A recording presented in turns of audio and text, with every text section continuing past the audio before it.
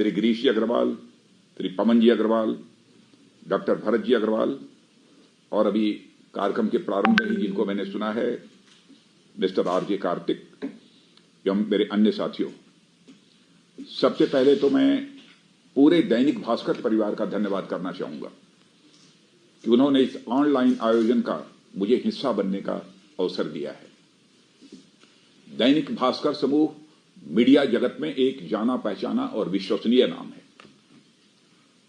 साथियों, स्वर्गीय रमेश चंद्र जी अग्रवाल ने दैनिक भास्कर के रूप में जो एक दीपक प्रज्वलित किया था, आज वह मीडिया जगत के क्षितिज में एक चमकते सितारे के रूप में स्थापित हो चुका। आग्रह किया गया है, आज का जो विषय है वह जहां बेहद संवेदनशील है, वहीं विशद भी है और वहीं राष्ट्रीय सुरक्षा से भी जुड़ा हुआ है।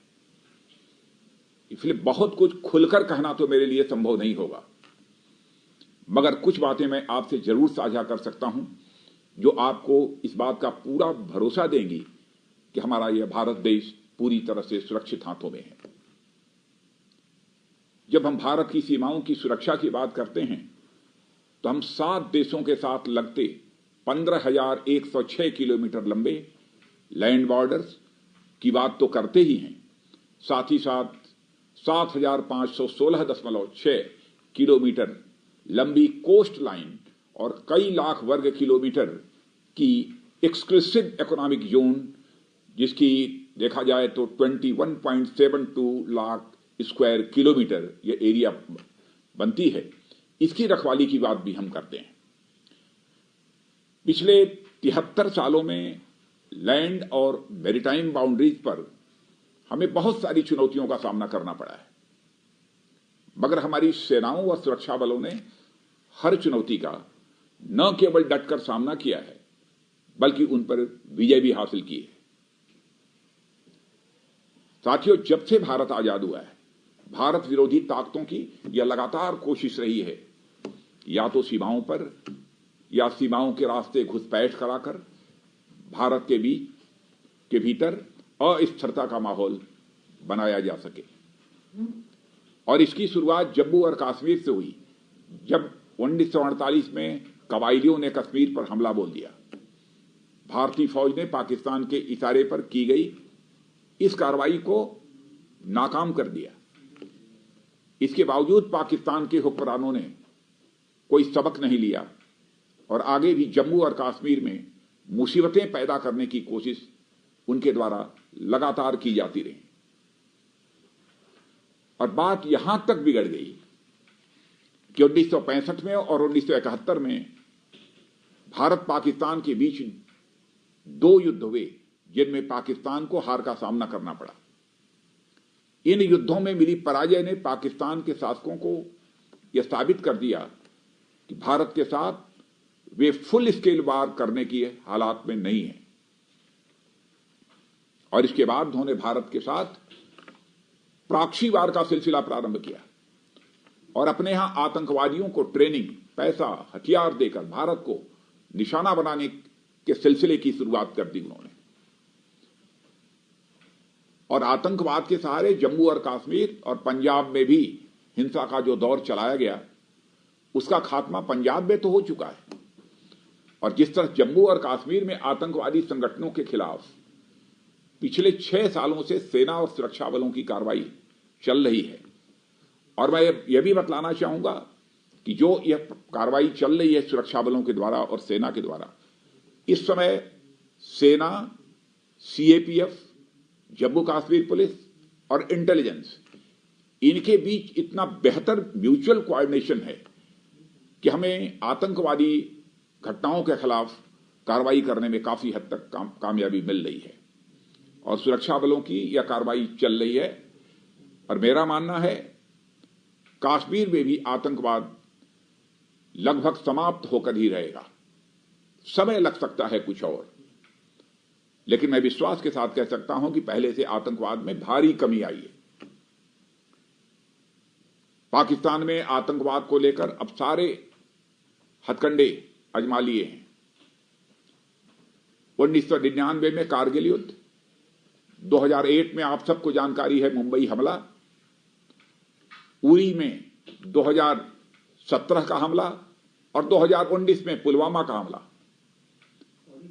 यह सब कुछ सीमा पार से प्रायोजित था और इसके पुख्ता सबूत भारत के पास हैं। आतंकवाद के खिलाफ पिछले 6 सालों में एक बड़ा बदलाव आया है और वह है उसके खिलाफ भारत के रिस्पांस का। पहले क्या होता था, आतंकी हमले होते थे, सेना एवं सुरक्षा बलों के जवान जवाबी कार्रवाई करते थे, सबूत इशारा करते थे कि पाकिस्तान से आतंकियों के तार जुड़े हुए हैं, मगर उस समय पाकिस्तान में बैठे आतंकवादियों को कोई खौफ नहीं था और वह जानते थे कि वे भारत में गड़बड़ी करते हुए भी बचे रहेंगे, क्योंकि ज्यादा से ज्यादा भारत अंतर्राष्ट्रीय मंचों पर हमारी आलोचना करेगा और एक सबूतों का डोजियर पेश करेगा। एक धारणा ऐसी बनी हुई थी। वैसे तो यह काम हम आज भी करते हैं, मगर एक अंतर है जो पहले के जमाने से भिन्न है। आज भारत आतंकवाद के खिलाफ देश की सीमाओं के भीतर तो कार्रवाई कर ही रहा है, साथ ही जरूरत पड़ने पर सीमा पार जाकर भी आतंकवादी ठिकानों को नष्ट करने का काम हमारे सेना के बहादुर जवान कर रहे हैं। और 2 मिसाल तो आपके सामने है हाल की, चाहे उरी की घटना हो, उस समय जो सर्जिकल स्ट्राइक की गई थी, सारा देश अच्छी तरह परिचित है, या पुलवामा की घटना के बाद की गई बालाकोट एयर स्ट्राइक हो।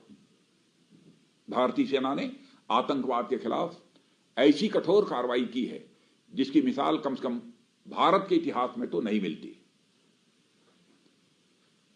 पाकिस्तान का भारत के खिलाफ टेररिज्म का मॉडल अब धीरे धीरे ध्वस्त हो रहा है और इसकी खिसियाहट में इतनी अधिक है कि अब वे भारत पाकिस्तान सीमा पर आए दिन सीज फायर वायलेशन में लगे रहते हैं और हर सीज फायर वायलेशन का मुंहतोड़ जवाब हमारी भारतीय सेना और अन्य सीमा सुरक्षा की जो एजेंसियां हैं उनके द्वारा दिया जा रहा है और बखूबी दिया जा रहा है।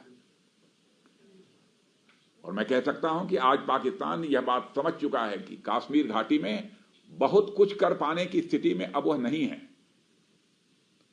और खासतौर पर तब जबकि धारा 370 को अब लोगों ने समाप्त कर दिया। और जब से धारा 370 हम लोगों ने समाप्त किया है तब से पाकिस्तान इतना बौखलाया हुआ है कि अब वो अपने कब्जे वाले पीओके को पूरी तरह हड़पने का प्लान बराबर बना रहा है। कश्मीर में अलगाववाद को हवा देने के लिए पाकिस्तान ने इतने सालों तक गिलगिट बाल्टिस्तान समेत पूरे पीओके को अपने से अलग थलग रखा। सभी जानते हैं, जब से उसने देखा है कि भारत ने जम्मू और कश्मीर को भारतीय मुख्यधारा से जोड़ लिया है, तब से पाकिस्तान के दुश्मन गिलगिट बाल्टिस्तान समेत पूरे पीओके को पाकिस्तान का हिस्सा बनाना चाहते हैं। उन्हें डर है कि यदि पृथक रखा तो भारत अपना दावा ठोक देगा। उन्हें यह डर सता रहा है, जबकि भारत का मानना है कि जम्मू और कश्मीर तो कभी पाकिस्तान का था ही नहीं और पीओके तथा गिलगिट बाल्टिस्तान पर उनका गैर कानूनी कब्जा है। इसका नाजायज फायदा उठाकर वह अब गिलगिट बाल्टिस्तान को पाकिस्तान का राज्य बनाना चाहते हैं। लेकिन मैं आश्वस्त करना चाहता हूं, गिलगिट बाल्टिस्तान और पीओके में किसी भी तरह की एक तरफा कार्रवाई करने का हक या पाकिस्तान को नहीं है। और मैं तो यहां तक मानता हूं कि यूनाइटेड नेशन को भी इसका संज्ञान लेना चाहिए। पीओके पर सिर्फ गैर कानूनी कब्जा कर लेने से पाकिस्तान की कोई लोकस स्टैंडाई नहीं बनती है। चाहे गिलगिट बाल्टिस्तान के लोग हैं या पीओके के, वहां पर पाकिस्तान की सरकार द्वारा एक दमन चक्र चलाया जा रहा है जो किसी ह्यूमैनिटेरियन क्राइसिस से कम नहीं है। और मैं कहना चाहूंगा, भारत की संसद में आप सभी जानते हैं पीओके को लेकर सर्वसम्मत प्रस्ताव पारित है कि वह भारत का हिस्सा है। हम उस प्रस्ताव को किसी भी सूरत में भूलेंगे नहीं। जब तक पीओके का भारत के साथ एकीकरण नहीं होगा तब तक भारत पाकिस्तान के बीच सीमा विवाद का पूर्ण समाधान नहीं हो सकता। और पाकिस्तान के साथ जो हमारी एलओसी है, लाइन ऑफ कंट्रोल, वह परमानेंट बाउंड्री नहीं है। भले ही पाकिस्तान मानता हो एलओसी को परमानेंट बाउंड्री, हम नहीं मानते। हम इस मुद्दे का समाधान शांतिप्रिय तरीके से निकालना चाहते हैं।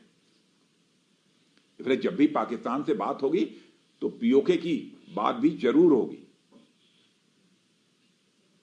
और एलओसी के बाद हमारी दूसरी चुनौती है लाइन ऑफ एक्चुअल कंट्रोल की, यानी चीन के साथ जो line of actual control LAC की प्रॉब्लम है।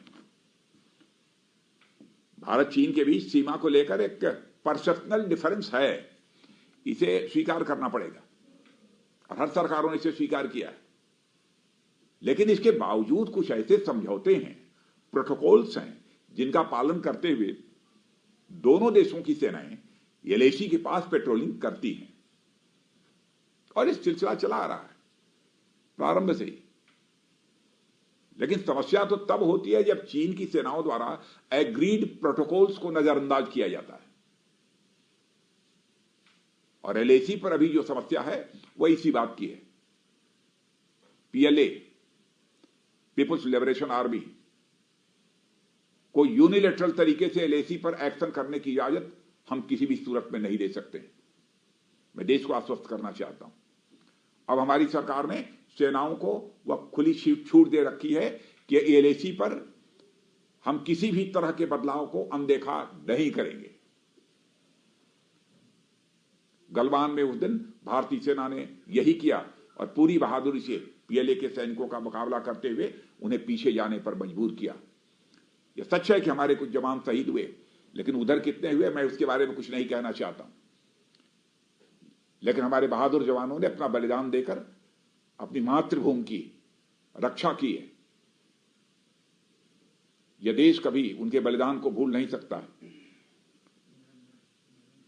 आपने जो चाइना के बारे में आपने बात कही, तो क्या वास्तव में चीन की मंशा युद्ध भड़काने की थी और इसलिए उन्होंने हमारे सैनिकों को यातना दी और इतना अचानक से इतना आक्रामक हो गया? अब पूरी यह घटना अब इस वीडियो कॉन्फ्रेंसिंग में नहीं बतलाई जा सकती। गिरीश जी, कभी हम आप बैठेंगे तब मैं बतलाऊंगा इसके बारे में, तब मैं खुलासा, लेकिन सार्वजनिक रूप से मैं नहीं बोल सकता कैसे हुई है घटना। हाँ, लेकिन इतना नहीं अभी, लेकिन आप आश्वस्त रहिए कि जो कुछ भी हुआ है उसमें भारत का मस्तक झुका नहीं है। और आगे भारत और चीन के बारे में यह भी कहना चाहूंगा, भारत और चीन के बीच सीमा का विवाद बातचीत के रास्ते और शांतिपूर्ण ढंग से यह हम चाहते हैं कि हल हो। और आर्मी कमांडर और कूटनीतिक स्तर पर भी बातचीत चल रही है। अब कल ही 6 नवंबर को भी आर्मी कमांडर स्तर की बात होगी। लेकिन मैं देश को आश्वस्त करना चाहता हूं कि हमारे प्रधानमंत्री मोदी जी के नेतृत्व में भारत की सीमा, सम्मान, स्वाभिमान से समझौता नहीं करेंगे। और इसके बावजूद विपक्ष के कुछ नेताओं द्वारा देश में सेना के पराक्रम को लेकर सवाल खड़े किए गए हैं। मैं इसकी जरूर चर्चा करना चाहूंगा। जबकि सच्चाई यह है कि भारतीय सेना के इस बार शौर्य और पराक्रम जो दिखाया है, जहां पर शौर्य और पराक्रम का परिचय दिया है, वहीं पर संयम की जहां आवश्यकता थी, संयम का भी परिचय दिया है। और चीन के साथ 1962 में जो हुआ उससे हमने बहुत सबक लिया है। उस समय देश में बॉर्डर इंफ्रास्ट्रक्चर का सर्वथा अभाव था। आज स्थिति बदल चुकी है। पिछले दिनों रोहतांग में अटल टनल का जो उद्घाटन किया गया, यह प्रोजेक्ट लंबे समय से लटका हुआ था। हमारी सरकार ने 26 सालों का काम 6 साल में करके दिखाया है। जितने हाई अल्टीट्यूड पर यह टनल बना है, उतने हाई अल्टीट्यूड पर इतना बड़ा टनल विश्व में कहीं भी दूसरी जगह नहीं देखने को मिलेगा। और मैं कहना चाहता हूं, हमारे इस टनल का स्ट्रेटेजिक इंपॉर्टेंस है। और आज बॉर्डर रोड्स ऑर्गेनाइजेशन भी बड़ी तेजी से सीमावर्ती इलाकों में सड़कों, पुलों और अन्य इंफ्रास्ट्रक्चर प्रोजेक्ट्स का भी निर्माण कर रहे हैं। लद्दाख को ऑल वेदर कनेक्टिविटी तो दी ही जा रही है, साथ ही अल्टरनेटिव रोड्स पर भी काम शुरू हो गया है। और लद्दाख के साथ साथ नॉर्थ ईस्ट में भी काफी इंफ्रास्ट्रक्चर प्रोजेक्ट्स पर काम चल रहा है। एक समय था जब नॉर्थ ईस्ट का पूरा इलाका इंसर्जेंसी की चपेट में था। और आप सबको जानकारी है इस बात की कि पिछले 6 साल में नॉर्थ ईस्ट में शांति का एक नया अध्याय प्रारंभ हुआ है। जिसके चलते भारत की एकता और अखंडता बहुत मजबूत हुई है। और मैं तो यहां तक कहना चाहूंगा कि प्रधानमंत्री जी के नेतृत्व में सबसे बड़ी स्ट्रेटेजिक विक्ट्री यदि है तो नॉर्थ ईस्ट की है। नहीं, नॉर्थ ईस्ट में कितनी अराजकता थी, इंसर्जेंसी किस हद तक थी। मुझे इस बात का व्यक्तिगत रूप से भी संतोष है कि इन 6 वर्षों में 5 साल मुझे सीधे गृह मंत्री के रूप में इस पूरे पीस प्रोसेस से भी जुड़ने का मौका मिला है। और मैं यह भी साथियों कहना चाहूंगा कि भारत की सीमा हिमालय में 2 बड़े ही महत्वपूर्ण देशों से लगती है, एक नेपाल है, दूसरा भूटान। मैं पूरी सीमा की यहां बात करना चाहता हूं। और इन दोनों देशों के साथ हमारे संबंध कितने अच्छे हैं, इसका अनुमान इसी बात से लगाया जा सकता है कि दोनों ही देशों के साथ हमारी ओपन बाउंड्री है, यानी दोनों देशों के नागरिक बेरोक टोक एक दूसरे की सीमाओं में प्रवेश कर सकते हैं। इन दोनों ही शांत प्रिय देशों में हमारी चिंता है चीन का बढ़ता हुआ प्रभाव। और यह बात सही है कि दोनों ही देश सॉवरेन स्टेट हैं और किसी भी देश से कैसे भी रिश्ते रखने के लिए वो स्वतंत्र हैं, मगर संबंधों की आड़ में इन देशों की सीमा के साथ छेड़छाड़ न उचित है और न भारत को स्वीकार्य है। मैं डोकलाम की चर्चा करना चाहूंगा। मैं यहां गिरीश जी, मैं पूरी बात को अभी 5 मिनट के अंदर और समाप्त करूंगा। मैं इसको डोकलाम में जो स्टैंड ऑफ हुआ था, मैं उसके बारे में कहना चाहूंगा। वह भूटान के अंदर चीन के बढ़ते प्रभाव के कारण हुआ। अभी नेपाल में भी नेपाल चीन सीमा पर कुछ निर्माण कार्य को लेकर विरोध प्रदर्शन हुए हैं। नेपाल के साथ भारत का रोटी बेटी का संबंध है, मैं कहना चाहता हूं पारिवारिक संबंध है, हमारे सांस्कृतिक रिश्ते हैं। साथ ही रक्षा की दृष्टि से नेपाली गोरखा समाज के साथ हमारा अटूट संबंध है, वह अपने आप में भी अतुलनीय है। और भारतीय सेना में गोरखा रेजिमेंट का इतिहास बहुत ही गौरवशाली है। कभी कभी कुछ भारत विरोधी शक्तियां इन दोनों देशों नेपाल और भूटान के बीच संबंध खराब करने के लिए कुछ ऐसे मुद्दों को हवा देती हैं जिसका कोई आधार नहीं होता। इसके बावजूद हमने हमेशा भाइयों की तरह मिल बैठकर बात करके हर समस्या का हल ढूंढा। जहां तक बांग्लादेश का प्रश्न है, जब से वहां पर शेख हसीना जी आई, प्रधानमंत्री बनी, हमारे भारत के साथ उनके बहुत ही अच्छे रिश्ते हैं। एक बहुत बड़ा बदलाव रिश्तों में आया है, सी चेंज देखने को मिला है। बांग्लादेश के साथ ऐतिहासिक समझौता पर हमने दशकों पुराने इनक्लेव्स का आदान प्रदान करके हजारों लोगों की जिंदगी में नई सुबह लाने का भी काम किया है। यह भी कामयाबी हमको मिली है। और बांग्लादेश में भारत विरोधी ताकतों के खिलाफ कार्रवाई की गई है और सीमा पर भी दोनों देशों के बीच बेहतर तालमेल बना हुआ है और हर तरह की स्मगलिंग और इलीगल इमिग्रेशन पर भी काफी हद तक रोक लगी है। और हमारा एक और महत्वपूर्ण पड़ोसी है, क्योंकि सीमा से लगे हुए सारे देश हैं, इसलिए चर्चा कर रहा हूं, म्यांमार, जिसके साथ हाल में भारत के रिश्ते और अधिक मजबूत हुए हैं। हम म्यांमार के साथ कूटनीतिक, सामरिक और रक्षा संबंधों को मजबूती दे रहे हैं। क्षेत्रीय सुरक्षा को ध्यान में रखते हुए भारत म्यांमार के संबंधों का बेहतर होना यह भारत के लिए भी एक शुभ संकेत है। जहां लैंड बाउंड्री की रक्षा जरूरी है, वही हम भारत की मैरीटाइम सिक्योरिटी और डिफेंस भी हमारे लिए बहुत ही महत्वपूर्ण है। भारत दुनिया की टॉप 5 अर्थव्यवस्थाओं में से इस समय एक है। भारत की जियोग्राफिक लोकेशन ऐसी है कि भारत अपनी इकोनॉमी के साथ साथ ग्लोबल इकोनॉमी और ट्रेड की दृष्टि से भी बड़ी भूमिका निभा रहा है। मैरीटाइम सिक्योरिटी और कोऑपरेशन को बढ़ाने के लिए भारत ने एक स्ट्रेटेजिक विजन की संकल्पना की है, जिसे हम security and growth for all in the region, यानी सागर के नाम से जानते हैं। और सागर के द्वारा हमारे अपने तटीय पड़ोसियों के साथ आर्थिक और सुरक्षा सहयोग को बढ़ावा मिला है और इनके द्वारा मानवीय सहायता के लिए पाइरेसी और आतंक को कम करने में भी काफी मदद मिली है। और हिंद महासागर का पूरा इलाका आप देखिए, यहां पर भारतीय नौसेना नेट सिक्योरिटी प्रोवाइडर की भूमिका में है। मैं आप लोगों को यह बताना चाहूंगा कि इंडियन नेवी और कोस्ट गार्ड ने एक ऐसा भरोसा और विश्वास अन्य देशों के अंदर पैदा किया है कि उन्हें वे इंडियन ओशन में सबसे बड़े संकट मोचक के रूप में दिखाई देते हैं। आज दुनिया की बड़ी से बड़ी नौसेनाएं भारत के साथ मिलकर अभ्यास करना चाहती हैं। 3 नवंबर से आपको जानकारी होगी, बंगाल की खाड़ी में मालाबार एक्सरसाइज चल रही है, जिसमें भारत के साथ साथ अमेरिका, जापान और इस बार ऑस्ट्रेलिया भी मिलकर संयुक्त युद्धाभ्यास कर रहे हैं। इंडो पैसिफिक रीजन में यह एक्सरसाइज सभी देशों को सुरक्षा का एहसास कराती है और आज भारत की मैरीटाइम सिक्योरिटी एवं डिफेंस पहले से काफी मजबूत है और पायरेसी और नारकोटिक्स के खिलाफ प्रभावी कार्रवाई की जा रही है। साथ ही हमारे नौसैनिक ह्यूमैनिटेरियन रिलीफ और डिजास्टर प्रिवेंशन में भी बेहद सक्रिय हैं। पिछले दिनों कोस्ट गार्ड ने श्रीलंका के पास एक ऑयल टैंकर में लगी भयंकर आग को जान पर खेलकर बुझाया और एक बहुत बड़ी एनवायरमेंटल ट्रेजेडी होने से बचा लिया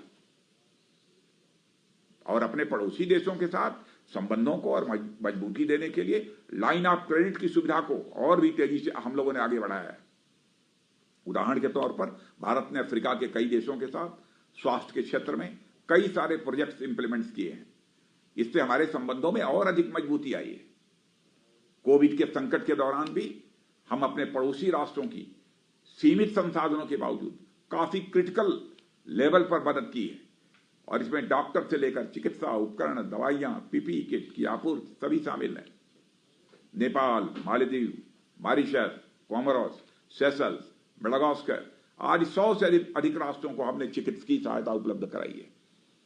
आज हमने हमारे पड़ोस की अवधारणा को भी और व्यापक स्वरूप प्रदान किया है और हमारे आसपास के ऐसे भी अनेक देश हैं जिनकी सीमाएं हमारी थली सीमा से नहीं मिलती हैं, लेकिन वह हमारे एक्सटेंडेड नेबरहुड की संकल्पना के तहत आते हैं।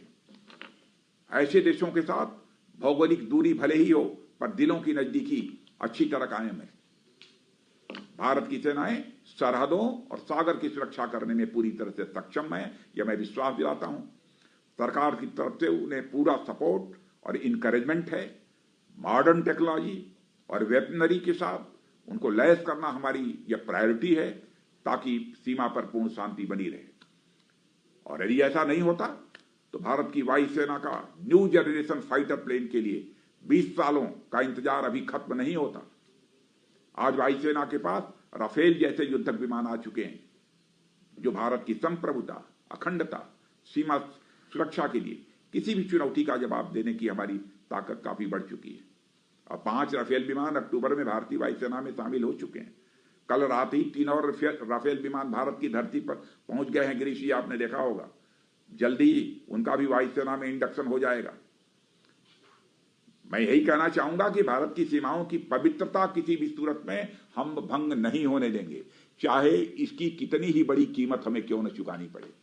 और मुझे लगता है कि आज के अवसर पर मुझे इससे ज्यादा कुछ कहने की जरूरत नहीं है, क्योंकि मुझे बतलाया गया है कि शायद कुछ प्रश्न भी किए जाएंगे। आप यदि प्रश्न पूछेंगे यथासंभव है उसका उत्तर देने की कोशिश करूंगा। आप सबको बहुत बहुत धन्यवाद। धन्यवाद रक्षा मंत्री जी। भरत जी, जो आपने राजनाथ सिंह जी अभी बोला उससे एक बहुत निश्चिंतता दिमाग में आई है, एक सुरक्षा दिमाग में आई है और एक कॉन्फिडेंस आया है कि जैसे मैंने कहा कि हमारा राष्ट्र सुरक्षित था, सुरक्षित है और सुरक्षित रहेगा। तो भरत जी आप शुरू करें, रक्षा मंत्री जी से आपके सवाल। भारत चीन के बारे में आपने काफी कुछ बताया। मेरा प्रश्न है कि भारत चीन गतिरोध को हल करने के लिए बातचीत में हमारी सबसे बड़ी ताकत क्या है? देखिए, सबसे बड़ी ताकत का यहां तक प्रश्न है, इस आधार पर बातचीत से समाधान नहीं चलता। अब इस समय यह है कि हमारा यह कहना है कि भारत और चीन के बीच बातचीत के माध्यम से जो एक लाइन ऑफ एक्चुअल कंट्रोल अथवा एक सीमा को लेकर एक परसेप्शनल डिफरेंस है, यह समाप्त होना चाहिए और चाइना को इसे समाप्त करने में सहयोग करना चाहिए। लेकिन जानबूझकर चाइना उसको समाप्त नहीं करना चाहता, यह बनाकर उसको रखना चाहता है। अब इस समय भी जो कुछ भी चल रहा है उसमें हमने इसमें शामिल किया है। क्यों नहीं अस्थायी रूप से भारत और चाइना की बीच का जो सीमा विवाद है उसका हल निकाला जाए। यह भी एक विषय है। जब हमारे आर्मी कमांडर्स लेवल पर बातचीत हो रही है, डिप्लोमेटिक लेवल पर बातचीत हो रही है, यह भी उसमें शामिल है। क्या अक्साई चीन को हासिल करने के लिए सरकार प्रतिबद्ध है? अब ऐसे संवेदनशील समय आपने ऐसा बड़ा सवाल कर दिया, लेकिन सियाचिन तो भारत मानता ही है कि सियाचिन तो हमारा ही है। यह तो भारत की संसद का जो है ये प्रस्ताव भी है। चीन को आपने काफी विस्तृत रूप से हमें बताया। अब हम कुछ और पड़ोसी देशों के बारे में आपसे जानना चाहते हैं। कुछ दिनों पहले पाकिस्तान के एक मंत्री ने बड़ा दावा किया कि पुलवामा उनकी एक बहुत बड़ी सफलता थी। इसका जवाब हम कैसे देंगे? क्या हम इसको यूनाइटेड नेशन या FATF में ले जाएंगे? वैसे भारत को जहां आवश्यकता होती है, भारत अपनी भूमिका का निर्वाह करता है, चाहे यूनाइटेड नेशंस हो अथवा FATF हो, उसमें तो करता ही है। लेकिन आपने देखा होगा कि उन्होंने पाकिस्तान की नेशनल असेंबली में स्वीकार तो किया है, लेकिन बाद में वो मुकर भी गए हैं बाहर, असेंबली के बाहर जाकर। क्या हम उसको एक एविडेंस मान के? नहीं, है एविडेंस, मैंने इससे बड़ा एविडेंस क्या हो सकता है? पार्लियामेंट के फोरम पर भी बात कही जा रही है, तो इससे बड़ा। नेपाल ने हाल ही में सीमा मुद्दा उठाया था, नए नक्शे का प्रकाशन किया था, और हाल ही में उनका नेपाल में कैबिनेट का रिशफल हुआ है। नेपाल के साथ भारत के संबंधों को आप कैसा देखते हैं? भाई, चाहे जो कुछ चाहे, फॉर द टाइम बिंग, थोड़े समय के लिए भले ही खटास पैदा हो जाए, लेकिन भारत और नेपाल के जो रिश्ते हैं एक पारिवारिक रिश्ते के रूप में हम देखते हैं। एक हमारी सांस्कृतिक लगाव भी नेपाल के साथ है। हम किसी भी सूरत में अब नेपाल के साथ अपने रिश्ते को टूटने नहीं देंगे, बराबर हम उसको मधुर ही बनाकर रखेंगे। अमेरिका में गर्मागर्म चुनाव रहा, डोनाल्ड ट्रंप के भारत के साथ अच्छे संबंध हैं। वर्तमान चुनावी नतीजों का रुझान जो बाइडेन की तरफ है, ऐसे में हम अपने संबंधों को कैसे देखते हैं? अब देखिए, वहां के मतदाताओं पर निर्भर करता है कि किसको प्रेसिडेंट बनाते हैं, लेकिन अमेरिका के साथ हमारे रिश्ते पहले भी बेहतर थे। क्या चाहे कोई भी प्रेसिडेंट रहे, अमेरिका के साथ हमारे रिश्ते जैसे थे वैसे रहेंगे। मतलब रिश्तों में कोई, चाहे ट्रंप रहे या बाइडेन रहे, हमारे रिश्तों में कोई फर्क नहीं, हमारे रिश्ते रहेंगे। देश की रक्षा और विकास के लिए पड़ोसियों से संबंध बेहतर गंभीर मायने रखते हैं। आपको क्या लगता है इस समय चीन, पाकिस्तान, नेपाल सभी में थोड़ी सी खटास चल रही है? नहीं, ज्यादा खटास कहीं नहीं है। खटास है, क्या इसका कोई अंतर्राष्ट्रीय परिदृश्य पे कोई फर्क पड़ता है? वैसे खटास जो पैदा की है चाइना ने पैदा किया। पाकिस्तान तो अस्थायी रूप से खटास पैदा करने वाला यह देश है। अन्य किसी देश को मैं नहीं मानता कि थोड़ी बहुत परिवार के अंदर भी कभी कभी हूटू हो जाती है और उसका समाधान निकल जाता है। अन्य नेपाल के साथ यदि है तो मैं उसी रूप में मैं मानता हूँ। अभी आपने मलाबार एक्सरसाइज बताई, मलाबार एक्सरसाइज चल रही है। क्वाड है, भारत, अमेरिका, जापान और हाल ही में जोड़ा ऑस्ट्रेलिया का, इसके क्या मायने हैं? देखिए, केवल क्वाड को ही मत देखिए कि अमेरिका, जापान, ऑस्ट्रेलिया और भारत, इस क्वाड को ही मत देखिए। विश्व में कई ऐसे ताकतवर देश इस समय भारत के मित्र बन रहे हैं, लेकिन यदि भारत के मित्र बन रहे हैं दुनिया के ताकतवर देश, तो इसका मतलब यह नहीं है कि हम किसी लोगों के, इंटरनेशनल कम्युनिटी के अन्य देशों के अंदर कोई दहशत पैदा करना चाहते हैं। हम तो सचमुच विश्व शांति की स्थापना करना चाहते हैं, हम विश्व में शांति लाना चाहते हैं। इस दृष्टि से हम सभी के साथ दोस्ती कर रहे हैं। हमारे पाठक ये पूछना चाह रहे हैं कि युद्ध की स्थिति अगर निर्मित होती है और भारत को चीन और पाकिस्तान से एक समय पे युद्ध करना पड़ सकता है, तो हमारी कितनी जबरदस्त तैयारी है? वैसे भारत की बराबर यही कोशिश होगी कि युद्ध की स्थिति पैदा ना हो, लेकिन युद्ध की स्थिति पैदा होती है, अच्छा हो कि ना हो, हम नहीं चाहते कि ऐसी स्थिति पैदा हो। यदि होती है तो चाहे जितनी भी बड़ी कीमत क्यों न चुकानी पड़े, हमारी कोशिश यही होगी कि भारत का मस्तक झुकने न पाए। आपके रक्षा मंत्रालय से संबंधित कुछ सवाल पूछना चाहूंगा। हाँ, पूछिए। चीफ ऑफ डिफेंस स्टाफ का पद बनने के बाद तीनों सेनाओं के बीच जो ज्वाइंटनेस चाहिए थी, क्या वो साकार हुई? और सैन्य मामलों में सलाह के लिए जो सिंगल विंडो की बात होती थी, उसमें हम कितने सफल हुए? देखिए, जहां तक ज्वाइंटनेस लाने की, तीनों सर्विसेज, आर्मी, एयर और नेवी, ज्वाइंटनेस लाने का यह सिलसिला प्रारंभ हो चुका है। ज्वाइंट थिएटर कमांड वगैरह बनाने का, और सारी कई ऐसे मामले हैं जिन मामलों में ज्वाइंटनेस लाने का सिलसिला काफी अब प्रारंभ हो चुका है। समय लगता है इसमें, और मैं समझता हूं कि इस काम को पूरा करने में लगभग 3-4 साल का, 4 साल का भी समय लग सकता है, लेकिन काम प्रारंभ हो गया है, ये मैं कह सकता हूं। और आगे हमको क्या क्या काम करना है, यह सब भी ये इसके बारे में भी सब सारी प्लानिंग हो चुकी है।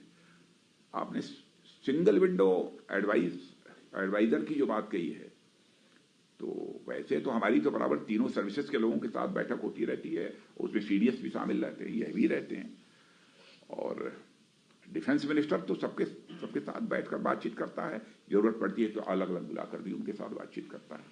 तो एडवाइस में कहीं पर कोई पिछले महीने सरकार ने डिफेंस एक्विजिशन यानी कि रक्षा अधिग्रहण में G2G यानी government to government offset supply में कंडीशन हटा दी। अगर ऑफसेट रहता तो भारत के एमएसएमई को 30% का उसमें सामान बनाने की एक मौका मिलता, जो अब इस कंडीशन से हट गया है। तो आपको लगता है कि आत्मनिर्भर पॉलिसी से इसको थोड़ी आहत? वैसे आप चिंता मत करिए, यहाँ के एमएसएमई के लिए हमारी गवर्नमेंट ने एक अलग से पॉलिसी लेकर आई है, पहले भी और भी आगे भी पॉलिसी आ रही है एमएसएमई के। जहाँ तक सवाल है, होता यह है कि ऑफसेट की जब हम बात करते हैं ना, तो जो वेपन अथवा प्लेटफॉर्म जो सेल करने वाले लोग होते हैं, पहले उतनी ही उसकी कीमत बढ़ा देते हैं। संकट यहां पर है, और आपने देखा कि ऑफसेट को लेकर कितना विवाद इन लोगों ने खड़ा किया था, जबकि गवर्नमेंट टू गवर्नमेंट नेगोशिएशन है, लेकिन उसमें भी इन लोगों ने विवाद खड़ा किया था। लेकिन अब सबने चुप्पी साध ली है। आपकी अभी हाल ही में अमेरिका के चुनाव के दौरान 2+2 मीटिंग हुई, बहुत शानदार मीटिंग, और अमेरिका ने इतिहास में पहली बार किसी नॉन नाटो देश को आर्म्ड ड्रोन्स देने के लिए सहमति बनाई। तो ये भारत को ये सौभाग्य कब तक प्राप्त होगा? नहीं, मित्रता है, मित्रता में सौभाग्य दुर्भाग्य की बात नहीं करते हैं, लेकिन हमारी मित्रता है तो जो मित्र हैं आवश्यकता पड़ने पर तो सहयोग करते ही हैं। उसी को मित्रता, उसी को दोस्ती कहते हैं। जो जरूरत पड़ने पर सहयोग न करे, क्योंकि ये पहली बार ऐसा हुआ है कि नॉन नाटो को आर्म ड्रोन्स के लिए उन्होंने सहमति बनाई। ये तो स्वीकार करना पड़ेगा कि अंतर्राष्ट्रीय जगत में भारत की प्रतिष्ठा बढ़ी है, भारत का वजन बढ़ा है लोगों की नजरों में, और साथ ही साथ डिप्लोमेटिक लेवल पर भी काम करने के लिए जो डिप्लोमेटिक स्किल चाहिए, वो डिप्लोमेटिक स्किल भी भारत की बढ़ी है। हमारे बहुत सारे जो क्वेश्चन सीमा पे, डिफेंस पे थे, वो आपने अपने बौद्धिक में कवर किए, तो कुछ राजनीतिक की तरफ झुक सकते हैं क्या? मैं जहाँ ले जाना चाहेंगे आप, मुझे वहां चलने को तैयार हूँ। धारा 370 को निरस्त करने के बाद क्या हम मुस्लिम देशों से रणनीतिक चुनौतियों का सामना कर रहे हैं? धारा 370 की समाप्ति को इसको इस्लाम के साथ जोड़कर नहीं देखा जाना चाहिए। देखिए, सच्चाई ये है कि हम कभी भी हिंदू, मुसलमान, ईसाई, पारसी इस आधार पर कभी विचार नहीं करते। ये भूलिए मत, भारत के सांस्कृतिक मूल्यों के प्रति हमारा कमिटमेंट है, हमारी प्रतिबद्धता है। भारत दुनिया का अकेला देश है जिसने भारत की सीमा में रहने वाले लोगों को ही अपने परिवार का सदस्य नहीं माना है, बल्कि पूरे विश्व की धरा पर रहने वाले लोगों को अपने परिवार का सदस्य मानते हुए वसुधैव कुटुंबकम का संदेश सारे विश्व को यदि किसी देश ने दिया है तो केवल भारत ने दिया है। इसलिए हम हिंदू मुसलमान के आधार पर नहीं सोचते, और हमारे जैसा व्यक्ति तो टेररिज्म को भी इस्लामिक टेररिज्म नहीं बोलता है, हम नहीं कहते टेररिज्म टेररिज्म। अभी इंटरनल सिक्योरिटी को संभालने के लिए हम कितने तैयार हैं?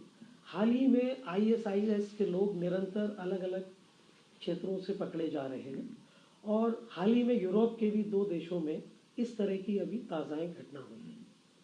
तो रक्षा मंत्री का आंतरिक सुरक्षा से भी कोई कोऑर्डिनेशन रहता है? कोऑर्डिनेशन रहता है दोनों का, इंटरनल सिक्योरिटी और एक्सटर्नल सिक्योरिटी दोनों में भी। और आपने कहा ना पकड़े जा रहे हैं ना, इसका मतलब कि हमारी तैयारी है। कश्मीर में लेकिन जो कुछ भी फ्रांस में हुआ है, जो कुछ भी वियना में हुआ है, मैं समझता हूं कि अंतर्राष्ट्रीय समुदाय को एकजुट होकर इस आतंकवाद के खिलाफ, इस एक्सट्रीमिज्म के खिलाफ खड़ा होना चाहिए। और भारत इसमें पहल भी करेगा इसके खिलाफ, लेकिन इसको इस तरीके से नहीं देखा जाना चाहिए कि इस्लामिक टेररिज्म है, क्योंकि बहुत सारे इस्लाम को मानने वाले देश इंडोनेशिया हैं, अन्य भी कई देश हैं, सऊदी अरब वगैरह हैं, सब इसके खिलाफ हैं। कश्मीर में भूमि खरीदने के नियमों में सरकार ने बदलाव किए हैं, बहुत बड़ा फैसला है। इससे वो कश्मीर संबंधित सुरक्षा विषयों पर कुछ असर पड़ेगा? कोई असर नहीं पड़ेगा, सुरक्षा और मजबूत होगी। और मैं समझता हूं कि धारा 370 समाप्त करने के पीछे एक ख्वाहिश, एक इच्छा हमारी यह भी थी कि जम्मू कश्मीर धारा 370 ये स्पेशल स्टेटस होने के बावजूद भी पिछड़े हुए राज्यों में था, उसका ज्यादा से ज्यादा विकास हो। और वहां पर रिसोर्सेज की कमी नहीं है, विकास की पूरी संभावना है। इसलिए लोग बाहर से भी जाएंगे, वहां पर अपनी इंडस्ट्री लगाएंगे, तरह तरह की काम होंगे, स्मॉल स्केल, लार्ज स्केल सब इंडस्ट्रीज स्टैब्लिश होंगी, लोगों को रोजगार मिलेगा। जम्मू कश्मीर रिच स्टेट के रूप में इमर्ज होकर इस देश में खड़ा होगा। आज आप बिहार से लौटे हैं और शायद आप चुनाव प्रचार खत्म करके आ रहे हैं।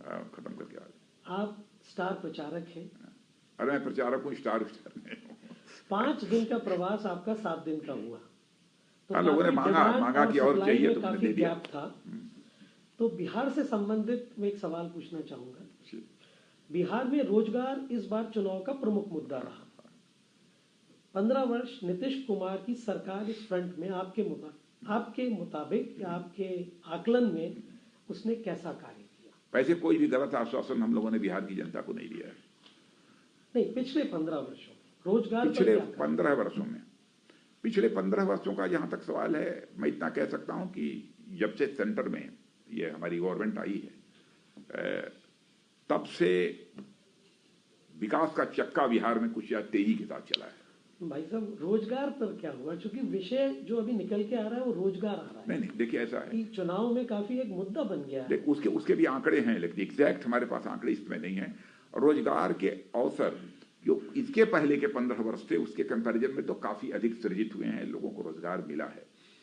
सबसे बड़ी बात यह थी कि वहां पर जो engineering colleges, polytechnics, ITI, medical college जो ये होने चाहिए थे ही नहीं कुछ। वहां के बच्चों को बिहार छोड़कर दूसरे राज्यों में जाकर शिक्षा ग्रहण करनी पड़ती थी। जॉब की भी कोई अपॉर्चुनिटी यहां पर थी नहीं। लेकिन पहली बार ऐसा हुआ है कि हर जिले में इंजीनियरिंग कॉलेजेस खुल गए, पॉलिटेक्निक्स खुल गए, ITI खुल गए, 11 मेडिकल कॉलेजेस खुल गए, 2 एम्स आ गए। जो कुछ भी हुआ है पिछले 6 वर्षों के अंदर सेंट्रल गवर्नमेंट ने पूरी तरह से सपोर्ट किया है। और मैं समझता हूं किसी भी पॉलिटिकल पार्टी की गवर्नमेंट हो, यह नहीं देखना चाहिए कि उस राज्य में किस पॉलिटिकल पार्टी की गवर्नमेंट है, क्योंकि जब तक सभी राज्यों का विकास नहीं होगा तब तक भारत के विकास का स्वप्न हमारा साकार नहीं हो सकता। आपके गृह राज्य उत्तर प्रदेश, हाल ही में राज्यसभा चुनाव हुए, उसमें भारतीय जनता पार्टी और बहुजन समाज पार्टी में काफी नजदीकी देखी है। तो क्या ये आने वाले 2022 के चुनाव की पूर्व तैयारी है? नहीं, हम तो किसी के साथ दूरी बनाकर नहीं रखना चाहते। क्योंकि अभी काफी बॉन्ड होमी जिसको कहते हैं, नहीं, और हम दुश्मन भी किसी को नहीं मानते। तो मैं अब कुछ व्यक्तिगत प्रश्न करना चाहूंगा। मैं एक सवाल पूछना चाहूंगा। हाँ, जैसे सर दुनिया के कई देशों में ये कंपल्सन होता है कि नागरिक को 1 साल या 2 साल का जो है वो आर्मी में, डिफेंस में सर्विंग करनी पड़ती है। उससे 2 फायदे होते हैं। एक तो आपके पास स्ट्रेंथ बनती है, दूसरा आपका जो नागरिक है वो भी मेंटली फिजिकली स्ट्रॉन्ग होता है। तो इस तरह का कोई प्रावधान भारत में हम करने की योजना है हमारी तरफ से? वैसे एक नई पॉलिसी हम लोग लेकर आ रहे हैं इस संबंध में, लेकिन उस नई पॉलिसी के बारे में अभी काफी हद तक डिसीजन कर लिया है, हमारे स्तर पर बातचीत हो गई है, लेकिन जब तक कैबिनेट के द्वारा अप्रूव नहीं होता है तब तक उसे मैं डिस्क्लोज नहीं कर सकता हूं। लेकिन जैसा आप सोच रहे हैं, मैं आपकी बात से मैं सहमत हूं कि उससे एक तो डिसिप्लिन पैदा होती है और साथ ही साथ एक नेशनल फीलिंग, नेशनल प्राइड की फीलिंग जिसको कि हम इनकलकेट कराना चाहते हैं हर नौजवान के अंदर, वो भी उसमें भी कामयाबी हमको मिलती है। NCC का भी हम इसको बढ़ा रहे हैं दायरा, और भी बड़ा कर रहे हैं। तो मैं समझता हूं कि अब कुछ महीनों के अंदर ही आपके सामने ये सब सारी चीजें आ जाएंगी।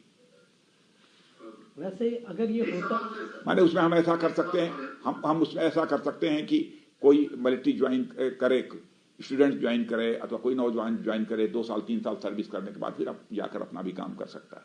मैंने कुछ इस प्रकार का ये जो आपकी मनसा है वैसा कुछ कर सकते हैं। एक सवाल और है कि डिफेंस के जो काफी कुछ एस्टेब्लिशमेंट प्रदेशों में है, वहां पे डिफेंस और सिविलियंस के बीच में एक परमिशन का इशू बहुत समय से चला एनओसी किसी का मकान अटक जाता है, जो एनओसी जिसको बोलते हैं, तो ये एक बहुत बहुत इशू एक राज्य नहीं सभी राज्यों में ये इशू बना हुआ है कि मान लीजिए किसी की संपत्ति है, किसी की कॉलोनी है, किसी का घर है और पिछले 20-30 साल में वहाँ डिफेंस ने अपना स्ट्रक्चर बना दिया, तो वो आदमी जो पिछले 60 साल से वहाँ रह रहा है, अब उसको अगर अपना मकान बनाना है तो जो डिफेंस का एस्टेब्लिशमेंट 30 साल पहले बात करना है उससे एनओसी लेनी पड़ती है और डिफेंस बोलता है एनओसी देंगे नहीं। तो ये मामला कोर्टों में, मंत्रालय में काफी समय से इसमें लाखों लोग परेशान हैं। वैसे ही एनओसी के बारे में ये समस्या बनी, बहुत ही पुरानी समस्या, लेकिन आपको जानकारी देना चाहता हूं गिरीश जी, एनओसी के बारे में भी हम लोगों ने भी एक पॉलिसी तैयार कर ली है, लेकिन एक लेवल पर उस पर और कुछ गंभीरतापूर्वक विचार करना है, क्योंकि कॉम्प्लिकेटेड भी है, बहुत मामला है। और जो कुछ भी हमने पॉलिसी तैयार की है, हमारी तीनों सर्विसेज, आर्मी, नेवी और एयर, इनके चीफ्स भी मौजूद थे जिस वजह हम लोगों ने पॉलिसी तैयार की है, लेकिन एक लेवल पर अभी और इस पर विचार होना है और तब उसके बाद हम ये इस पॉलिसी को जारी करेंगे। ये बात हमारे ध्यान में है और काफी हद तक हम लोगों ने इस पर काम भी कर लिया है। और ज्यादा तो इधर उलझना पड़ा, जो इधर तनाव जो पिछले अप्रैल महीने से जो प्रारंभ हुआ, स्वाभाविक है कि उसमें समय ज्यादा लगा। जैसा अच्छी बात है, ये हो जाए तो इससे लाखों लोगों को सर्विस मिलेगी। मैं निश्चित रूप से मैं आपसे सहमत हूं। जैसे गिरीश जी ने बताया और आपने उसको सहमत हुए कि कोई शॉर्ट सर्विस कमीशन 2 से 5 साल का डिसिप्लिन के लिए भी यंग बच्चों में आता है, तो एक पैट्रियोटिज्म क्रिएट होता है। तो कुछ व्यक्तिगत सवाल नहीं सर? हाँ, व्यक्तिगत पूछिए। आप किसी पावर गेम का हिस्सा होने से साफ इनकार करते हैं, ये ठीक है? इस स्तर पर आप अपने राजनीतिक कैरियर के भविष्य की संभावनाओं को किस तरह से देखते हैं? पावर गेम होता क्या है तो मैं जानता ही नहीं। गेम तो होता है, लेकिन पावर गेम क्या होता है? आप संघ के स्वयंसेवक से और ये जो सरकारों में जो गेम की बात आप करते उसको पावर गेम मानते हैं। सत्ता में बैठकर हम अपनी शक्ति का एहसास, अपने पावर का एहसास कराने के लिए नहीं बैठे हैं। हम यहाँ एक सेवक के रूप में अपनी भूमिका का निर्वाह कर रहे हैं। आप संघ के स्वयंसेवक से लेकर विद्यार्थी परिषद, युवा मोर्चा, भारतीय जनसंघ, संघ का स्वयंसेवक मैं बता दूं, पहले था, हूं और रहूंगा। आप जिला स्तर के अधिकारी, प्रदेश, राष्ट्रीय स्तर, एमएलए, एमपी, मुख्यमंत्री, 3 बार केंद्रीय मंत्री और 2 बार राष्ट्रीय। इतना होने के बाद आप पूरा नहीं जानते हैं, मैं पार्टी का जिलाध्यक्ष से लेकर राष्ट्रीय अध्यक्ष रहा हूं 2 बार। मैंने राजनाथ जी कहा, अच्छा, दूसरी जिले से लेके और देश तक नहीं, और यूथ विंग का भी जिलाध्यक्ष से लेकर यूथ विंग का भी राष्ट्रीय अध्यक्ष रहा हूं मैं। तो आपको इस व्यस्तता के बाद किस चीज की अब कमी महसूस? अरे कोई कमी नहीं है, कुछ तो सब कोई कमी नहीं है। ये सब विधि का विधान है, ये सब सारी दुनिया ऐसे ही चलती है। आदमी को यह नहीं मानना चाहिए कि मैं यहां बैठ गया तो बहुत बड़ी चीज हो गई, बड़ी तोप बन गए, ऐसा कुछ नहीं होता है। ये जो भी यह पूरी व्यवस्था में जो जहां पर है सबकी अहमियत है, इसको स्वीकार करना चाहिए और ईमानदारी के साथ स्वीकार करना चाहिए। हमारे डिफेंस मिनिस्ट्री में काम करने वाला बाबू, उसकी भी अहमियत है। वो जिस दिन गड़बड़ करना चाहे तो सिस्टम फेल हो जाएगा। सबका महत्व है, यह मानकर एक सामान्य व्यक्ति की तरह और जैसे बैलेंस टेम्परामेंट के साथ ये काम करते रहना चाहिए। पावर ओवर की बात लोग बर्बाद कर दिया। अडवाणी युग से लेकर आप मोदी युग तक सभी कद्दावर नेताओं के साथ आपने कार्य किया है, सबसे ज्यादा आपको किसने प्रभावित किया? और भाई सभी ने प्रभावित किया। अब ये गड़बड़ मत करिए। सबके अंदर कुछ ना कुछ अच्छाइयां थी, सबके अंदर कुछ ना कुछ थे। आप तनाव से मुक्ति के लिए आप क्या करते हैं, या क्या शौक है? अब देखिए, आपने प्रश्न पूछकर ही मुझे तनाव से मुक्त कर दिया। अब दिन भर पब्लिक मीटिंग्स को एडजस्ट करके मैं पटना से सीधे आ रहा हूँ यहाँ आपके बीच, लेकिन ऐसे ही आप जैसे लोगों से बातचीत यदि होती है तो मुझे आनंद मिलता है। दैनिक भास्कर परिवार, हमारे करोड़ों पाठक, 12 राज्यों में हमारे संस्करणों के पाठक, उन सब की तरफ से आपका बहुत बहुत धन्यवाद। बहुत बहुत धन्यवाद।